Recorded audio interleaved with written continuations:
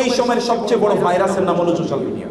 Virus বুঝো তো, এই ভাইরাস করোনা ভাইরাসের চেয়ে মোর ডিস্ট্রাকটিভ, মোর ডিস্ট্রাকটিভ। এই ভাইরাসের নাম কি? Social media. এটার নাম যারা সোশ্যাল মিডিয়া দিয়েছে নিশ্চয়ই তারা একটা জায়গায় ভুল করেছে। এটার নাম পুরোটাই হলো আনসোশ্যাল মিডিয়া। এটার নাম কি? Unsocial media. এই মিডিয়া মানুষকে প্রচন্ড ভাবে সোসাইটি থেকে কাট অফ করে দেয়, প্রচন্ড ভাবে সোসাইটি থেকে কাট অফ করে দেয়।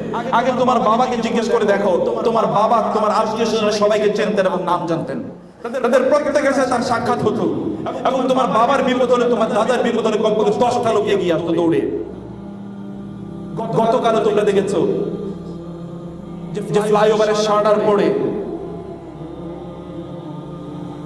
মানুষ মারা গিয়েছে না? ওই লোকগুলোকে উদ্ধার করাচ্ছে, সেখানে ছবি তুলে সোশ্যাল মিডিয়াতে দেওয়ার প্রতিযোগিতা ছিল অনেক বেশি। কিছুদিন আগে বাংলাদেশে এরকম একটা ছবি ভাইরাল হয়েছিল। একটা মেয়ে, একজন নারী, তিনি যাচ্ছিলেন, তাকে ছিনতাই করছে। ওই নারীকে বাঁচানোর পরিবর্তে ওইখানে কয়েকশো লোক তারা কেবলমাত্র ভিডিও ধারণ করছে। এই প্রতিযোগিতা কে এটাকে ধারণ করে কত দ্রুত সোশ্যাল মিডিয়াতে আপলোড করে দেবে। এটা কি কোনো সুস্থতা নাকি অসুস্থতা বলো তো? এটা একটা চরম অসুস্থতা, একটা চরম অসুস্থতা। এই অসুস্থতা আমাদের তথাকথিত সোশ্যাল মিডিয়া বানিয়ে দিয়েছে, অ্যাডিক্টেড বানিয়ে দিয়েছে। মনে রাখবে, অ্যাডিকশন কেবলমাত্র মাদক দ্রব্যের মাধ্যমে হয় না, অ্যাডিকশন কিন্তু আরো অন্যান্য মাধ্যমে হয়। এখনকার সবচেয়ে বড় অ্যাডিকশন এর নাম হলো সোশ্যাল মিডিয়া।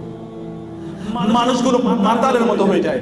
তোমরা দেখবে যে এরকম হাজার হাজার ঘটনা, পাশাপাশি দুজন বসে তারা বাসে হয়তো যাচ্ছে বা প্রাইভেট পাবলিক কোনো তারা ট্রান্সপোর্টে তারা যাচ্ছে, 5 ঘন্টা 6 ঘন্টা দুজন পাশাপাশি বসে আছে, একটা শব্দ দুজন মাঝে বলে না।